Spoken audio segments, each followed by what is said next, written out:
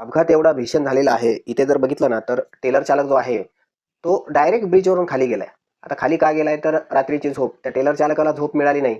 आता झोप का मिळत नाही? याचं कारण म्हणजे काय? तर दिवसभर पोलिसांचा त्रास, आर-टी-ओचा त्रास, त्याचबरोबर पब्लिकचा त्रास आणि टू व्हीलर चालवणारे जे आहेत त्यांचा देखील त्रास, कार चालवणारे आहेत त्यांचा देखील त्रास.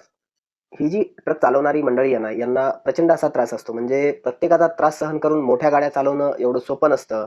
इथे आपण जर बघितलं ना, तर मथुरा आहे ना, मथुरेचा जो ब्रिज आहे, महेश्वरी हॉस्पिटलचा, तिथून हा टेलर डायरेक्ट खाली गेला. त्यानंतर झालं काय?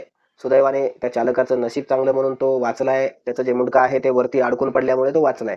खालून जी सकाळी चालायला जाणारी जी मंडळी आहे, यांनी काय केलं तर त्या चालकाला त्या टेलरमधून खाली उतरवलं आणि त्यानंतर चालकाचा बीपी जो आहे तो खूप कमी झाला होता. त्याला पाणी वगैरे दिलं. त्याला हॉस्पिटलला देखील घेऊन गेले. इथे जर आपण बघितलं तर टेलर जो आहे तो अडकला. म्हणजे जे काही खाली साईडसाठी सेफ्टीसाठी दगड बसवलेले असतात, त्याला तो टेलर अडकलाय.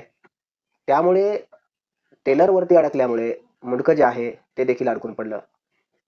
टेलरचं जे मुंडकं आहे ते अडकून पडल्यामुळे सुदैवाने कुठलीही जीवितहानी झाली नाही.